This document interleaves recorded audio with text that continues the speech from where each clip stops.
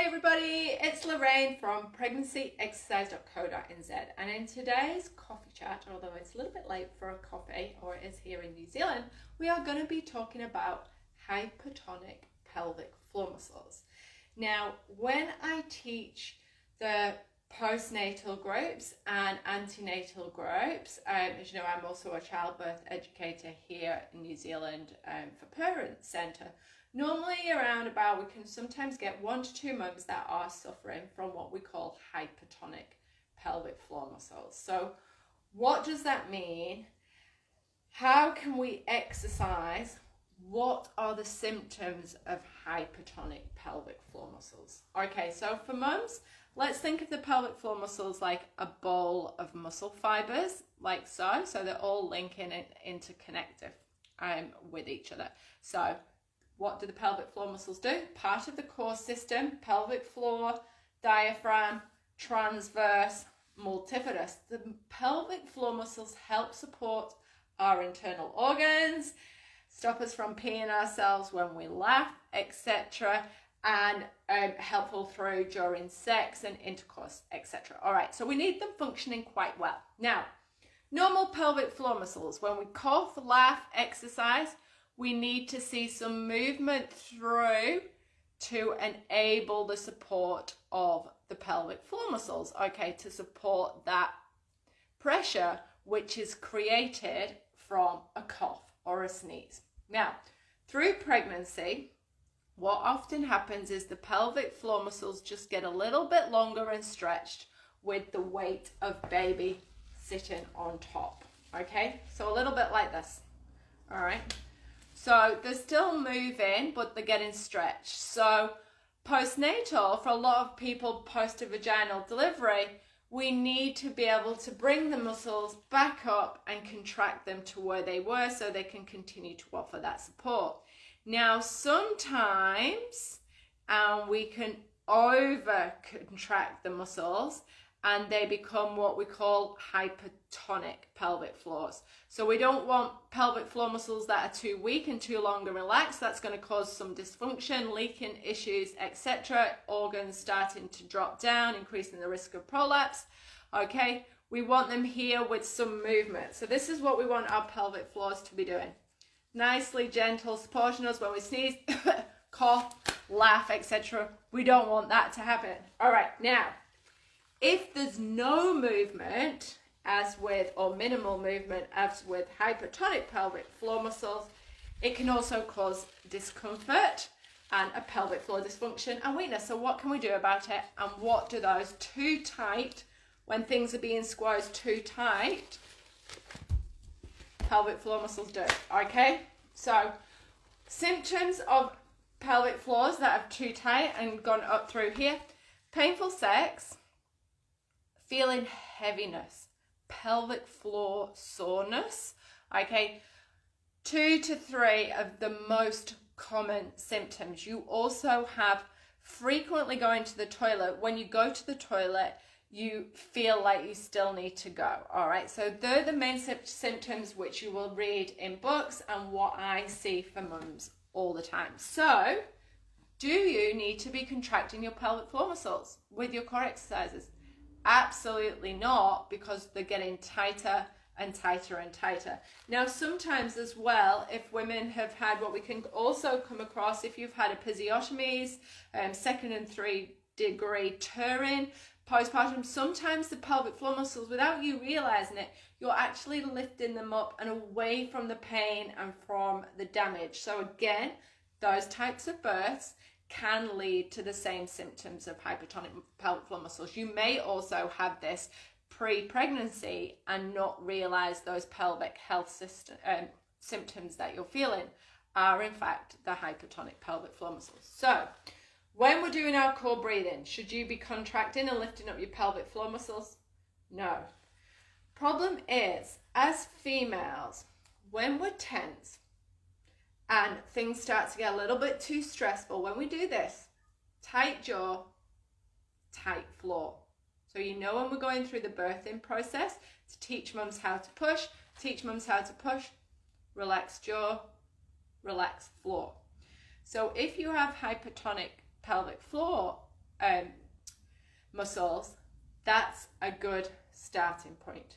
Trying to relax the tension through your jaw when you start to get stressed at night, relaxing your mouth, that will start to have a release effect of your pelvic floor muscles.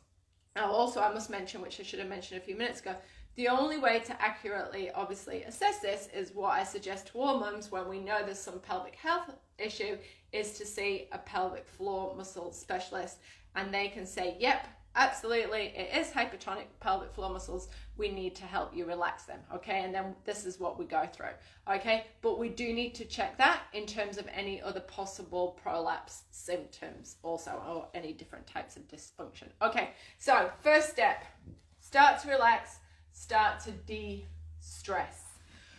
Balls are great for helping mums activate the pelvic floors because we get a good feedback, but they're also really good for releasing the pelvic floor muscles. So for mums, great, release pelvic floor muscles. So a nice deep breath in, don't think about anything. All right, so just first of all, we'll take a nice deep breath in, everything relaxed. On the exhale, don't think about anything here. And now on the inhale, think about relaxing and the pelvic floors dropping down. Okay, so you're going to do it opposite. So you're thinking on that inhale, we've got that release of the pelvic floor muscles. So think about them spreading out over the ball. Okay, you know when you pour a pancake mixture into a pan, spreads out. That's what I want you to think about with that pelvic floor muscle release. Child's pose stretch, great exercise to release the pelvic floor muscles. All right, so how can we contract our core, which is often weak, without the pelvic floor muscles? What I get mums to do is to only think about transverse, very subtle transverse on the exhale. So say we were doing a press, I'd get them to exhale, release the pelvic floors on the inhale. So contract, transverse only, release the pelvic floors. Okay, same for squats. Okay, actually don't think so here, relaxed, exhale, just the transverse. Okay, depending on the level and the severity of the hypertonic pelvic floors, depends how we start to work in the classes. Mums with our programs, with the Birth to Fit Mum, we take the focus off contracting pelvic floor muscles and on the release on the inhale, reducing stress up here. And then if you've seen your pelvic floor muscle specialist, those symptoms, we see better results within 2 to 3 weeks.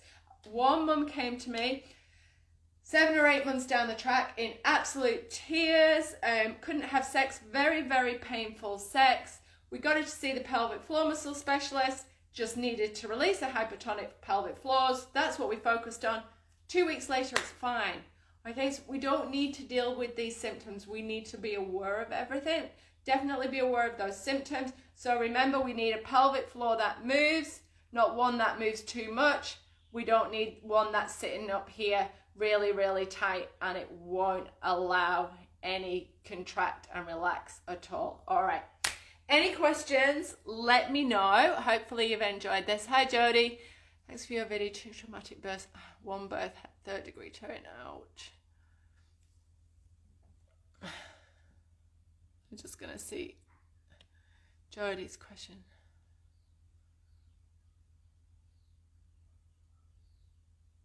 Okay.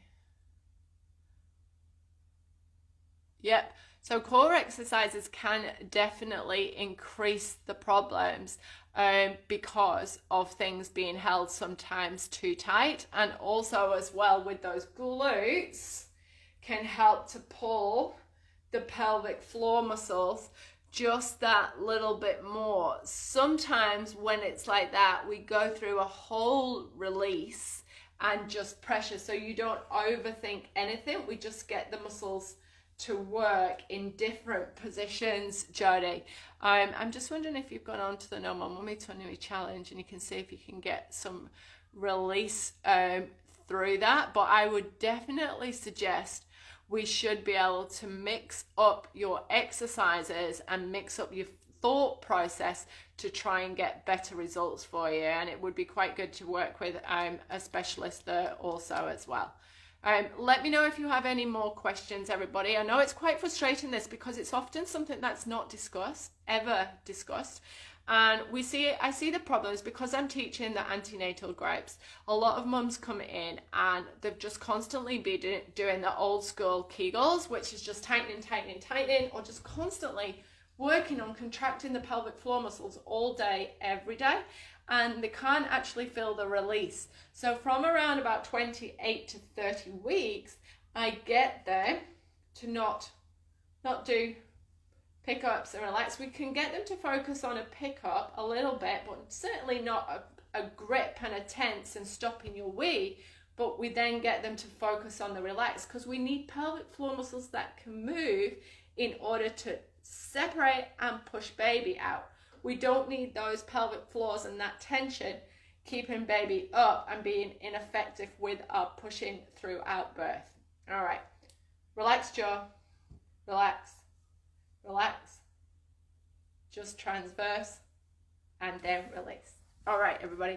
Hope you enjoyed today's session. Like I said, any other questions, let me know. Please pass on my details and the website details to your friends and family.